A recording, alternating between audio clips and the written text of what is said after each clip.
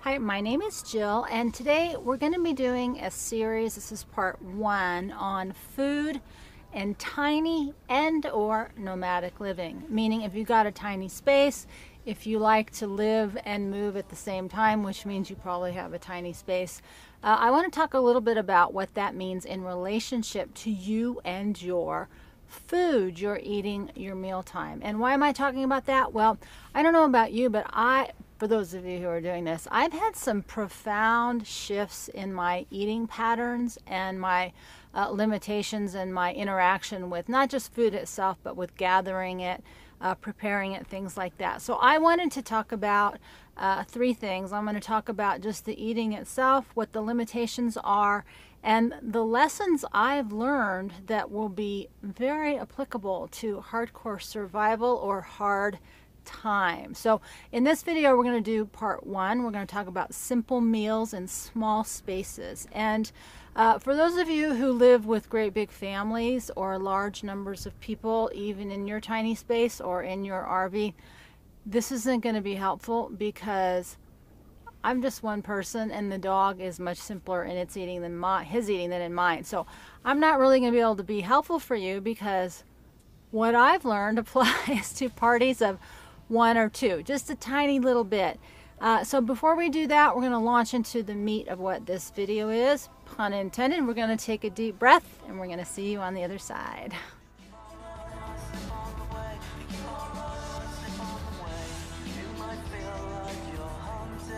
So I want to start off by saying I always hesitate to talk about food because every once in a while I do it and then I get bombarded with all kinds of comments or emails about belief systems. So I just want to preface this with that food is kind of a loaded subject and probably more along the terms of diet than food itself. So number 1, this is not medical advice. Number 2, the science seems to constantly be in a process of change. And 3, this is just my personal experience and my humble opinion on this topic. But as I said before, my relationship with eating and meals has profoundly changed. And once you move out of that Monday through Friday, 8 or 9 to 5-ish work day, there's really no reason to eat at certain and specific times. And so I think the first thing that really got shattered in this process was how much of a schedule I didn't have. And so my eating wasn't as tied into the schedule as it used to be, and that creates its own problems in and of itself. But I'm bringing that up because it is historically, we were sort of positioned into eating 3 times a day at specific times, not because that's what our body needed, but because the corporate structure needed. They wanted you to eat in a certain way so that you would be on a schedule so that you would be most productive in the workforce. It didn't really have anything to do with our nutritional needs or our hunger needs. And so I just wanted to toss that out because there's no hard and fast rule that says you're supposed to eat 3 times a day.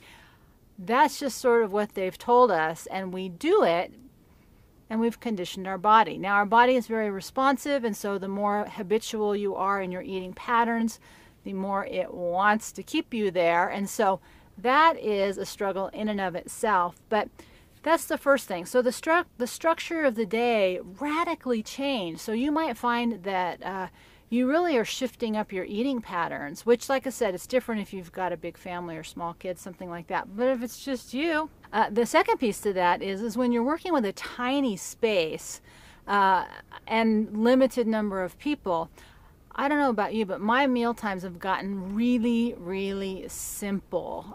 They've gotten fewer and they've gotten simple. And there's some of that is going to have to do with the survival stuff that we're going to talk about. But the biggest reason is there's less to clean up. So the simplification of the food process has been really interesting as this living situation has evolved. And again, I've been at it for 7 years, so I've gone through all kinds of incarnations about how I've sort of settled down into eating. And that's really just, in the here and now.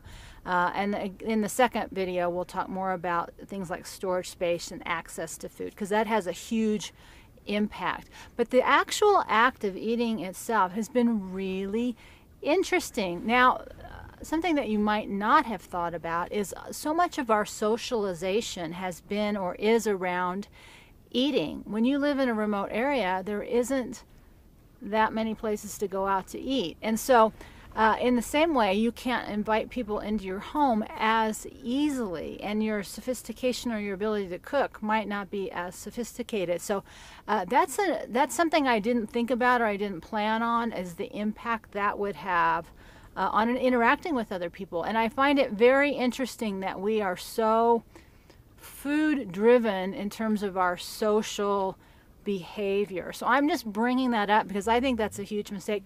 I can never get anybody to just take a walk with me. All they want to do is eat, but we don't need to eat all the time. And so I think just the very simple fact of living this way has really highlighted that shift for me, is that, gosh, why do all we ever do is just go eat? Something to think about.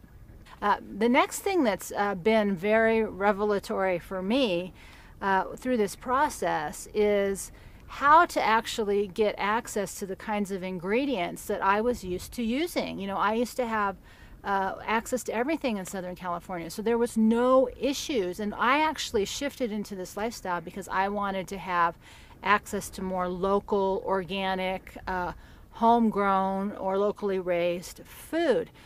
Now, it is no great irony that I left California where I could get anything and moved out into the rural community, and I can't hardly get anything. And what is available is either prohibited, livestock is prohibited to butcher and sell, and gardening is very difficult, and the prices are really high. And growing it myself, if you've been with me a while, you know, has been a huge challenge. So this is actually edible, and I've had tremendous success. I have about 4 of these plants. So that's been the one thing. It has a complicated name. I don't remember what it is, what to do. But in terms of accessing local foods, I thought it would be a lot easier. And part of the problem, if you're really nomadic, is finding where the local food is. A lot of times it's very difficult, or it's in a remote area, or it's only just every once in a while that it comes up for sale. So that was like a huge...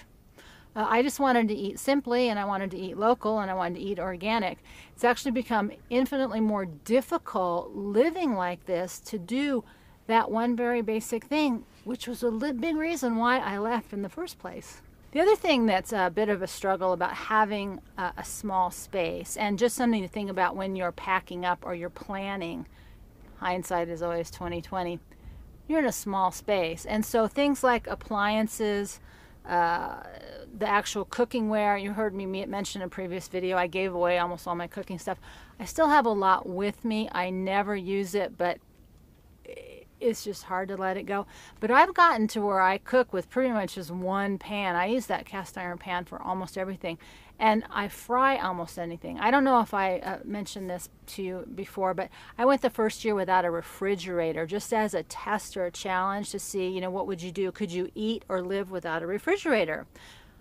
Only if you're within short distance of a grocery store. Now, at the time I did that over the course of the winter, I was within walking distance of a grocery store, so I could go in and buy just one serving worth of food. But it is extremely difficult to plan and live this way when you don't have access to food every day, or you don't have a good storage system, which is why I'm going to talk about that in the second part of this video. But I did go a year without it. It did really impact the way that I ate quite a bit, because in addition to not being able to have ingredients available, once you cooked those ingredients, you had to finish it off because there was no cold storage to keep you from not getting food poisoning, which is the summer complaint, if you know that from the old literature. Amazingly, I have not gotten food poisoning, even though I play a game with how long the eggs live outside of the refrigerator. And so the last piece I wanted to talk about in this first video, just in terms of a tiny space and a small kitchen or small cooking space or no cooking space and simple ingredients, is I've really come to a whole new level of appreciation of how to eat. I think one of the things that has been most profound, you know, I will let you know, that's been my addiction, is always food was my issue.